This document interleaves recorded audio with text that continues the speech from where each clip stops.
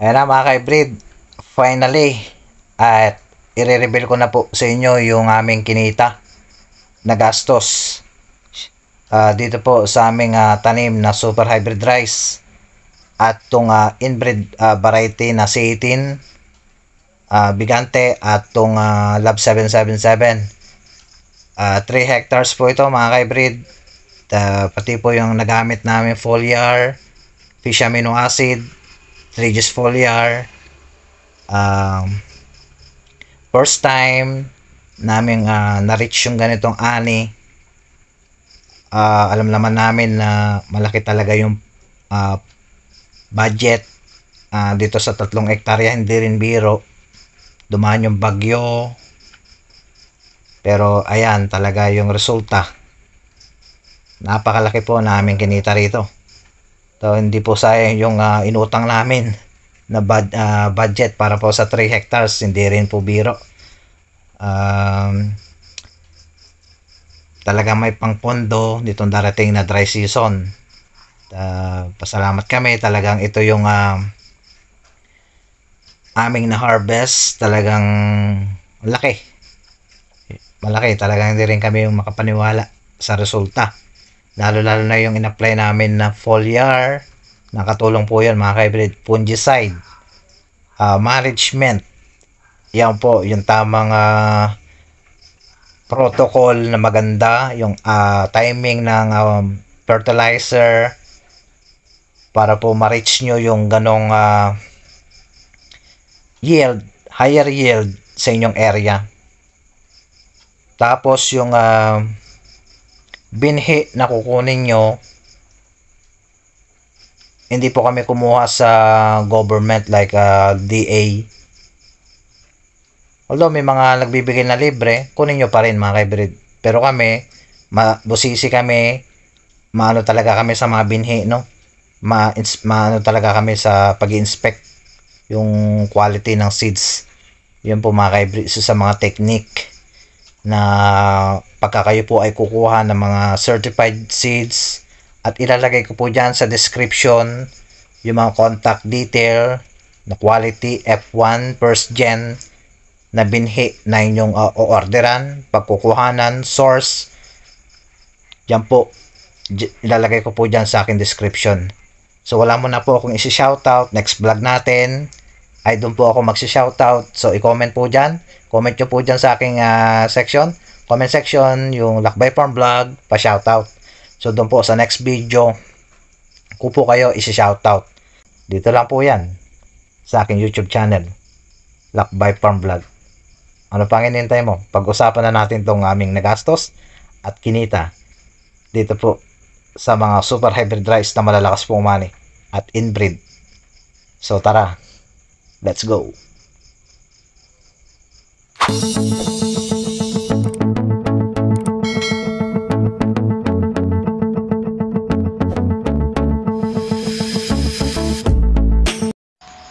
Yan. Isang magandang araw na po mga ka-hybrid at Lakbay Farm Vlog nagbabalik muli sa aking YouTube channel. At kung bago ka lang sa aking YouTube channel, huwag mo kalimutan mag-subscribe. I-hit mo na rin ang notification bell para lagi po kayong updated sa mga bagong uploads at mga videos natin. For today's video mga ka-hybrid, at i-update ko po kayo dito po sa aming kinita at yung gastos na aming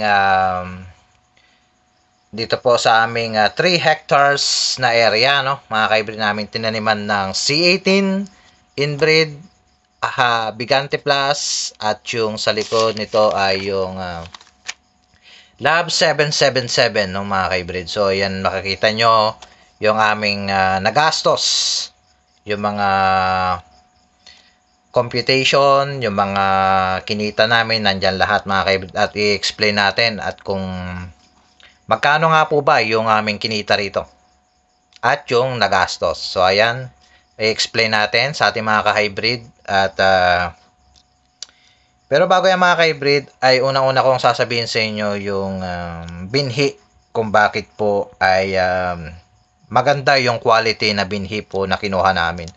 So sa totoo lang, hindi po talaga kami hindi na kami kumukuha sa government o yung mga katulad ng DA, yung iba pang libre-libre na mga binhi natin, no? So, kumuha po kami ng mga certified na seeds sa mga suking agriculture supply, mga license na talagang doon talaga yung bilihan ng mga certified na talagang quality first gen yung quality seeds naming kinukuha, no? Dapat marunong po kayo mag-inspection, magtanong po doon sa mga kung gusto po kayong kumuha sa mga pinagkukuhanan po niya ng mga binhi. So yan mga ka-hybrid. As you can see, explain na natin. So dito muna tayo sa inbreed, no? Aming unang na-harvest po namin. 1 hectares naani po namin doon is 161 kabans. Yan po yung naani namin. So, yung 5 kabans ay nagtira po kami. Kumuha po kami doon sa 161 ng 5 sample para po sa bigas. Yan. So, masasabi ko po dito ay na-test na po namin yung kanyang bigas at masarap, malambot. At hindi po ito panaysin, mga ka-hybrid, sa totoo lang. So, may mga araw-araw sa amin na matagal din nag-aaraw-araw. So, yung kanin hindi masyadong panisin. Yun po yung na-observe ko dito sa C18, no? Malambot. Wag lang sosobrahan sa dami ng tubig, no? Yung sakto lang mga ka-hybrid, no? Yan, yun po yung napansin namin dito sa C18 na bigas. So, yan, yung gastos namin, yung binhi, araro,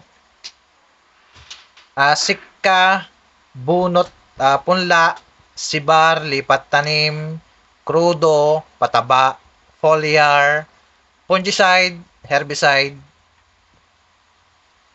Ang total po namin na gastos is umabot po ng 31,457.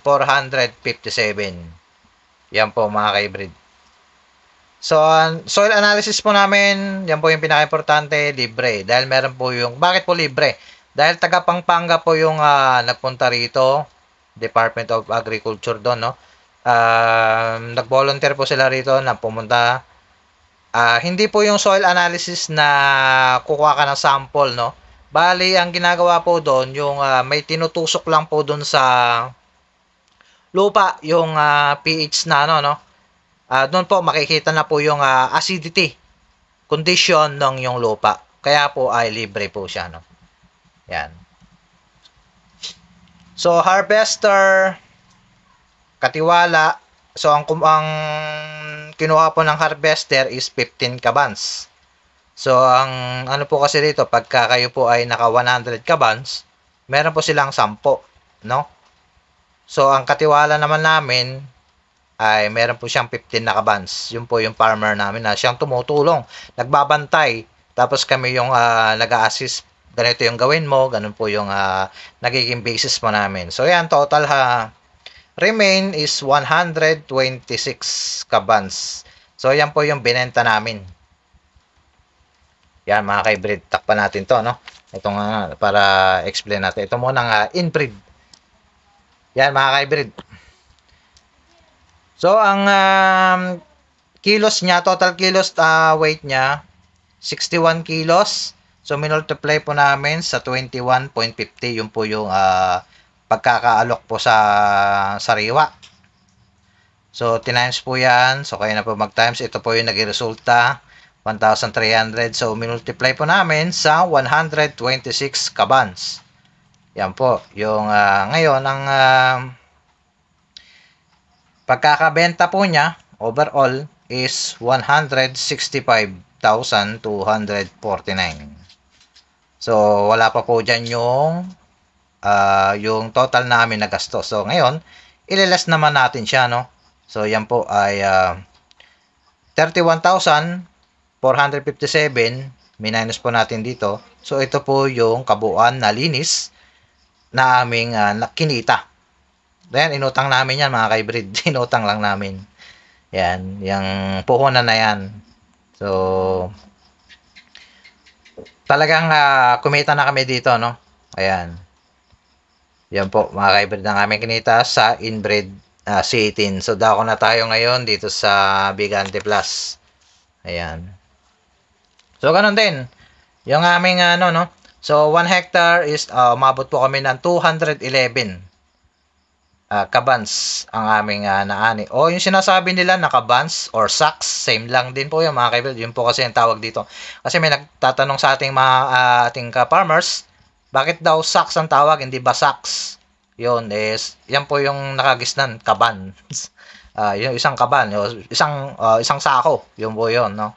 So, yan, 18, yung binhi, ayan, 18 kilos, yung aming kinuha ang binhi, no, sa bigante. So, dito naman is 40 kilos inbred. Yan po ay mas madami po rito, no, compare sa hybrid. Compare sa inbred, no. So, mas kokonti rito, no, kasi talagang hindi talaga kailangan madami sa hybrid. So, yan, gastos, binhi. So, pares lang din yan. Sibar, lipat tanim, krudo, herbicide, etc. So, nagastos po namin, umabot po ng 36,134 pesos. So, soil analysis, same din, libre. So, harvester, medyo nakaangat po rito, no? 20 kabans ang kinuha po niya. So, kasugpon, talagang kumita yung kasugpon namin dito. Talagang nagpainom siya. Ayan. So, minus 5 kabans sample. Ayan po. Yung Bigante Plus, na-test din namin. Maganda rin. Masarap. Masarap po itong Bigante. Ayan po yung amin nakita, no? So, kada ano po namin, 5 kabans yung kinuha namin sample para ma-test namin yung yung bigas, kung gaano ba kasarap yon. Yan. So, masasabi kong napakasarap. May konting kabanguhan lang din itong Bigante, no? Ayan. So, 45 yung na-less. So, umani kami ng 211. So, less 45. Yung ang ibenta po namin is 166 kabans. Yan po yung binenta namin. So, ang kilos po niya, yung 59 kilos, total weight niya, is, ang alok po rito is 19 pesos. Yung sariwa po yan, mga ka-hybrid. So, umabot po ito ng 1,121 pesos. So, minultiply po doon sa 166 kabans. Ayan po yung natira. So, umabot po ito ng 186,086. Yan po yung kinita namin, no? So, pero, ililes mo pa rin yung aming inutang na puhunan na 36,000, ayan po, 134. Yan po yung nagastos namin. So, ito po yung linis na nakuha namin, 149,952 pesos. So, yan mga ka-hybrid. Yung aming nagastos, kinita dito po sa dalawa. Ayan po. Para po maintindihan nyo. Yan. So, summary na po yan mga ka-hybrid. At hindi ko na po pinakita yung mga listahan ng mga ano, no. Ito na po yung ginawa kong listahan. Yung nagastos namin. Tinotal ko na po yung nagastos namin dito sa wet season. Yan.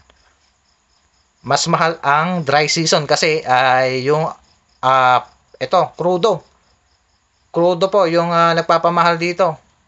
Kasi ngayon hindi naman kami masyadong nagkukrudo pagka ano lang, no, yung papalan prep, tapos pagka medyo matuyo yung ano, patutubigan mo konti, no? Yung pagka medyo maaraw. Yun lang, konti lang po nagastos namin crude rito, no? So, nung previous gastos namin, maabot kami ng 40 doon. Ayan. So, 36. So, nakaless po kami.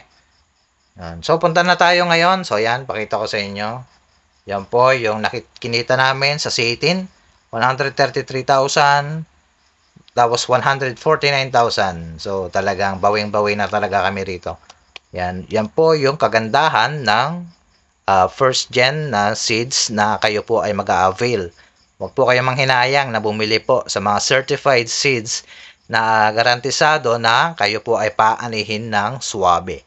Kung makakamura ka naman sa pagka kayo po ay mag-a-avail ng mga certified na seeds, kaya lang mababang klase yung seeds na kukunin nyo, kahit hybrid na talagang magandang umano yan, kung ang germination niya hindi maganda, talagang hindi po kayo paanihin ng maganda yan. Kahit ano pang ibabono nyo, apply nyo ng mga foliar, kung ano po yung mga po pwedeng yung mga pampadusog sa ating palay, ay hindi po kayo aanin ng katulad nung sa amin mga ka-hybrid. Yan po yung may sasuggest ko sa inyo mga ka-hybrid. So, dako na tayo ngayon doon sa last part nung tanim namin na Lab 777, no? So, ganun pa rin yung mga ka-hybrid ay 18 kilos pa rin yung aming nagastos dito, no? Na seeds, 1 hectares. So, 228 yung aming na-harvest. Nagastos, yan, binhi, same. Konti lang ang diferensya doon sa bigante, no? So, 35,947, yan po yung total, no? So, dito po yung gumamit kami ng 3Gs. Doon naman sa C18 ay fish amino acid. Yan po mga ka-hybrid. So, ngayon, soil analysis, same pa rin, libre, harvester, 20 kabans, 20 kabans din, kasugpon, yung katiwala namin. So, kumuha kami ng sample na 5. So, ang nileles namin is 45. So, 228 kabans minus 45 kabans is a total of 183 kabans yung ibibenta po namin. Yan po. So, ngayon, total kilos niya is 61 total weight. Ang presyo po niya, sabi ko po doon ay 20.50 per kilo.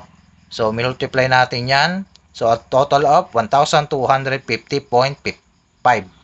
Yan po, yung resulta niya. So, minultiply ko siya sa 183 kabans namin binenta. So, umabot po siya ng 228,750. Yan po mga ka-hybrid. So, niles natin ngayon yung 35,000 na ito, na gastos. Yung aming inutang uli na pang budget dito, no? Ayan. So, umabot po ito na linis. 192,803. So, yung inutang namin, talagang kumita na kami dito talaga. Kotang-kota na talaga kami dito, no? Sa 192,000. Yan po, mga ka-hybrid. Yung aming kumita po kami talaga rito sa dry season. Yan po, mga ka-hybrid. So, ang total natin ngayon, kung ilang nga po yung kinita namin overall. Kung so, umabot po yan ng ano. Ito yung una, no? 165 plus 186. Ayan po, 186 plus yung 228. So, yan po yung kinita namin. 580,085 pesos. So, kalahating milyon. Yan po yung aming kinita. So, ililes mo yung aming inutang, 100, ito po yung kinita namin, 580. So, magbabayad kami ng utang ngayon. Ayan. 103. Tinotal ko yan, 31,000 plus 36 plus yung 35. So, a total of 103,538 yung gastos po ng sa 3 hektarya. So, ang total of linis, yan po, no? Linis na is umabot po ng kulang kalating milyon, 476,547 yan mga ka-hybrid. Saan ka ba talagang kumita na kami dito? Yan, makakabili ka na ng ano dyan, big bike. Pangarap ko talaga bumili ng big bike mga ka-hybrid. Pero hindi. Hindi ito. Pang baba, ililes na naman niya para po makales kami. Hindi na kami mangungutang. Yan, mangutang talaga kami ng pampuhunan. Yan. So, dito na namin uhugutin para po solong-solo na namin sa susunod na dry season. Yan po mga ka-hybrid. So, 476,000. Ayan. Yan po mga ka-hybrid. So, pag talagang malaking tulong talaga yon mga ka-hybrid, yung mga timing yung pagkakalan prep, tapos yung seed germination, yung bili natin ng binhi, certified dapat, mga ka-hybrid. Huwag po kayo manghinayang, mga ka-hybrid, sa kukunin yung binhi. Lalo-lalo ngayon, may mga longping na ano ngayon, no? Na peke. Pagka seed germination, makita mo, pag binabad mo yan, may mga nangingitim na, yon hindi maganda yon. Maaring paulit-ulit po yung ano. Halimbawa, yung longping umani ng ganito, kukuha sila doon. Ngayon, may mga plastic sila na lagay ng longping. So, siyempre, tatatakan nila yon ng original. Pero, at ituturo natin yan sa susunod, yung paano makikita kung original ba yung longping variety. Yan po, doon po natin titingnan at sa susunod natin video, no. Subukan natin alamin yung kung ano yung totoo at hindi totoong binhi pagka kayo po ay bibili, para po ay makatulong sa ating mga ka-farmers, mga ka-hybrid. So, yan mga ka-hybrid, at share nyo lang po, share nyo lang itong mga tips ko, yung mga kinita namin. So, yan po yung hirap at pagod, pagtsatsaga sa pagpa-farm. Talagang kahit farmer tayo, magaling ka, hindi ka magaling, at least kumita tayo. Yun na importante, masarap sa feeling. Pero dagdag na yung talagang bonus na lang yung ano, yung talagang tumatama tayo sa binhi, no? Ay sa ani. Yan po mga ka-hybrid.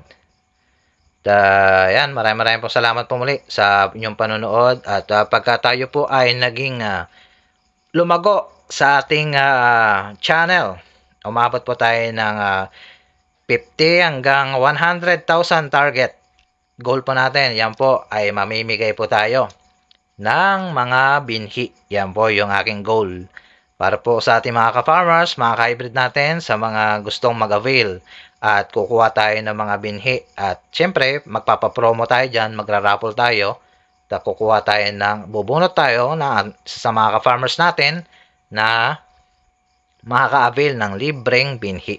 Ayan po. Dahil syempre, ang goal natin is maka 100,000 tayo na subscriber. Yun po, syempre, kailangan yung kikitain natin dito, ibibigay din natin sa ating mga ka-farmers, mga ka-hybrid natin, para po makatulong din tayo, no, mga hybrid. Medyo, syempre, ay hindi naman siguro birong abutin natin yung 100,000 na subscriber, mga ka-hybrid. So, hindi posible yun, mga ka-hybrid, no? So, basta, supportahan nyo lang po ang aking YouTube channel. So, maraming salamat po sa inyo sa walang sawa pagsuporta. Don't forget, subscribe to my YouTube channel. Palaguin po natin to. At para din po sa inyo to, mga ka-hybrid. Maraming salamat muli. Paki-share na lang din po at paki-comment sa lahat po ng may gustong magtanong. Iwan nyo po dyan sa comment section. At sa mga nagtatanong, may mga contacts, tingnan nyo po yung mga latest ko. Andun po sa description, doon ko po nilalagay yung mga contact detail na ma-orderan ng mga binhi, no? Yung C18, talagang marami na po to, no? Tanongin niyo lang po sa mga suking agriculture supply, no? Tanongin niyo lang po yung ganung variety, at common na rin po yun na meron po silang available, no? Pero pagka wala, at ilalagay ko po dyan sa aking description, yung po pwede nyo pong ma-orderan about C18. Yan po. Maraming pong salamat muli. God bless muli at ingat.